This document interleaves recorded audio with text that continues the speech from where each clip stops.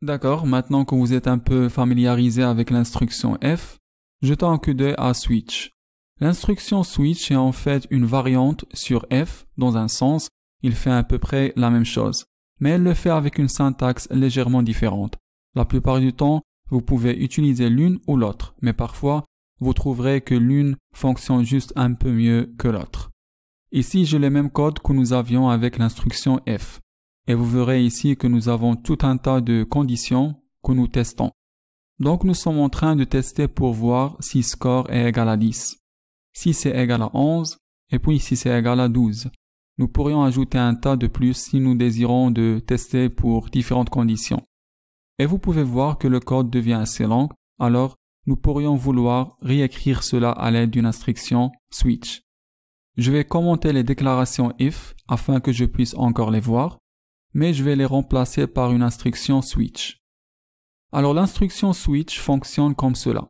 D'abord, j'utilise le mot-clé switch et voir qu'il devient violet, ce qui indique que c'est un mot réservé, un mot-clé, et vous avez vu la même chose avec var et if, else, tout devient violet, c'est simplement pour nous indiquer que c'est un mot-clé et nous l'avons correctement saisi.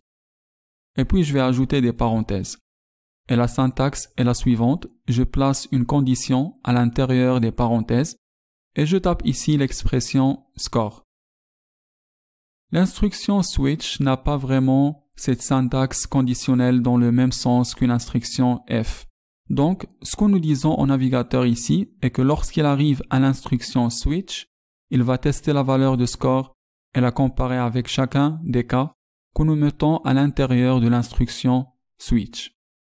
C'est pourquoi nous utilisons le mot-clé case. Et puis nous suivons cela par un espace, et puis une valeur. Dans ce cas, nous voulons vérifier s'il est égal à 10, et puis 2 points, et puis quoi que nous voulons être exécuté si cette déclaration est vraie. Donc, dans ce cas, nous voulons déclencher une alerte qui affiche « Oui, la première condition a été remplie ». Et je vais juste copier et coller pour économiser un peu du temps ici. Et puis, je peux ajouter un autre cas pour 11. Et puis, je peux ajouter un autre cas pour 12. Et puis, je peux utiliser le mot-clé spécial default. Et default fonctionne de la même façon que else. C'est le fourre-tout. Dans le cas où aucun des autres cas sont vrais, le default s'exécutera. Donc ici, nous avons affecté une valeur de 12 au score. Et la ligne du code suivante est le switch. Et il va vérifier pour voir ce qui est la valeur du score. Il va d'abord voir si elle est 10, et cela n'est pas le cas. Et puis, il va vérifier pour voir si elle est de 11.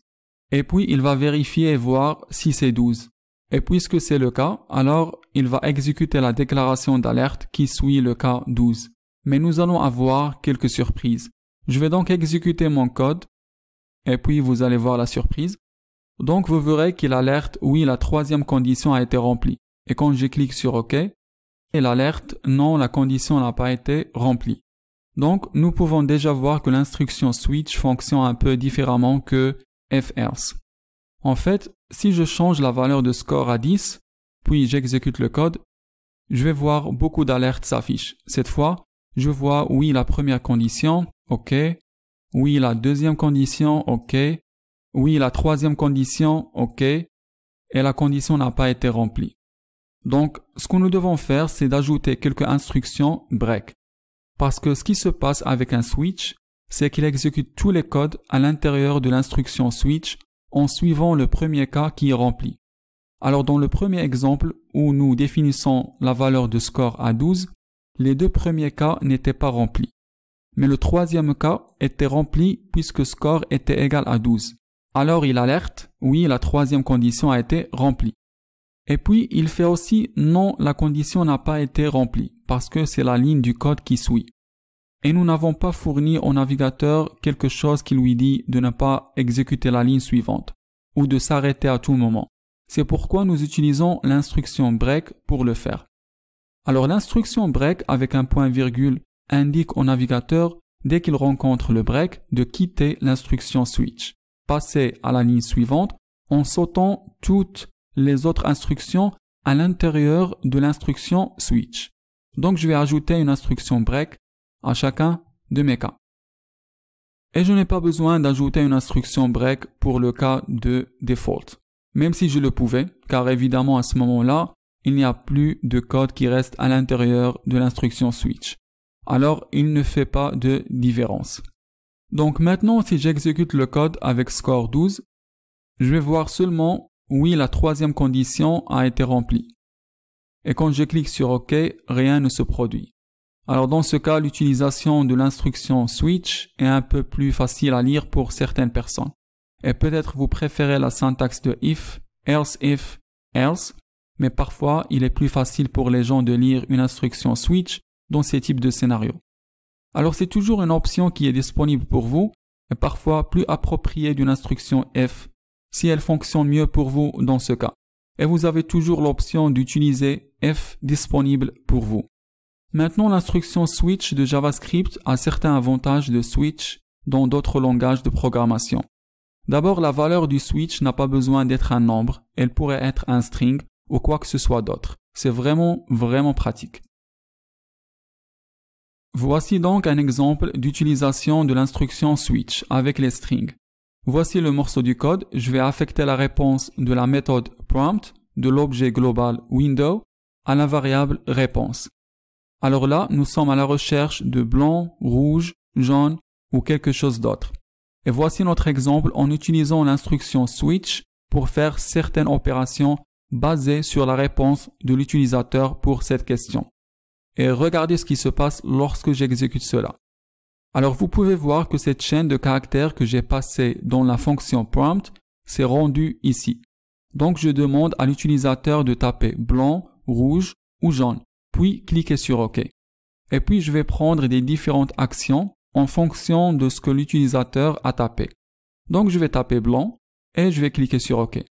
Alors voilà, vous avez dit blanc, nous allons l'exécuter une fois de plus et je vais essayer rouge. Vous avez dit rouge, OK, et puis nous allons l'exécuter une fois de plus et je vais juste taper bleu. Et il renvoie « Désolé, cette couleur n'est pas disponible ». Ce que je veux vous montrer est que si vous aviez plusieurs cas que vous souhaitiez faire correspondre à quelque chose, ou bien si vous désirez avoir le blanc et le rouge répondre au même ensemble d'instructions, je peux dire qu'on pouvait copier cette ligne du code et la faire coller ici. Mais il s'agit d'un simple exemple. Imaginez si cela était en fait 20 lignes de code, d'accord? Donc il y a 20 lignes de code. Est-ce que je vais vraiment répéter ces 20 lignes de code encore? Non, bien sûr, je ne veux pas vraiment le faire. Maintenant, vous pouvez tenter de faire quelque chose de ce genre et de dire case, blanc, rouge, avec des virgules entre eux. C'est comme ça que vous le faites dans certains autres langages, mais ce n'est pas vraiment comment vous le faites en JavaScript. En JavaScript, si vous désirez qu'il obtienne les mêmes instructions, eh bien, devinez quoi? Vous devez juste les placer l'un après l'autre. Parce que ce qui se passe quand la presse correspond, il exécute les instructions qui sont ici, et puis toutes les instructions qui sont ci-dessous jusqu'à ce qu'il arrive à un break. Alors le blanc et le rouge vont faire le même ensemble d'instructions en raison de la façon dont le switch fonctionne. Vous pouvez maintenant voir pourquoi l'instruction switch se comporte de la façon qu'elle fait et pourquoi elle a besoin que vous mettez un break en certains moments. L'autre avantage est que les valeurs de K n'ont pas à être des constantes. Elles pourront être des expressions qui pourraient également être utiles. Alors par exemple, je pourrais avoir une instruction switch dans laquelle je compare la longueur de la réponse. Alors d'abord, nous vérifions si la longueur est inférieure à 3 et si c'est le cas, nous exécutons ce qui suit le signe de point jusqu'à ce que nous atteignions l'instruction break. Si c'est égal à 3, alors nous exécutons ce qui suit le signe de point et puis on sort de l'instruction switch. Et dans le cas où aucun des autres cas sont vrais, alors le default s'exécutera. Mais si nous exécutons cela, nous obtenons cette erreur de syntaxe. Donc ici sur la ligne 6, c'est là que nous utilisons l'opérateur inférieur. Bien que nous sommes en train de passer réponse.length à l'instruction switch, nous ne pouvons pas juste dire inférieur à 3. Ce que nous devons faire est d'avoir une expression complète. Nous devons dire case, réponse, .length est inférieur à 3. Et la même chose pour chacun des cas. Nous avons toujours besoin d'avoir la comparaison complète. Et puis cela va créer une expression booléenne qui sera soit vrai ou faux. Et finalement, nous avons besoin de changer notre expression à true parce que true est une constante. Alors le code en vertu de la première instruction case avec une expression qui est évaluée à vrai sera exécutée. Donc, si nous exécutons cela à nouveau, nous allons obtenir l'invite qui nous demande de taper tout ce que nous voulons. Je vais saisir foo et il affiche la longueur de la réponse est égale à 3. Donc, ce que nous avons fait, c'est que nous avons examiné réponse.length, c'est égal à 3, ce n'est pas inférieur à 3. Donc, nous sommes allés à la suivante et c'est égal à 3, alors il a fonctionné. Comme avec toutes les structures de contrôle conditionnel dans JavaScript, vous devez vous assurer que les conditions sont dans un ordre logique. Seule la première condition qui est évaluée à vrai sera utilisée. Toutes les autres seront ignorées, même si elles sont également vraies.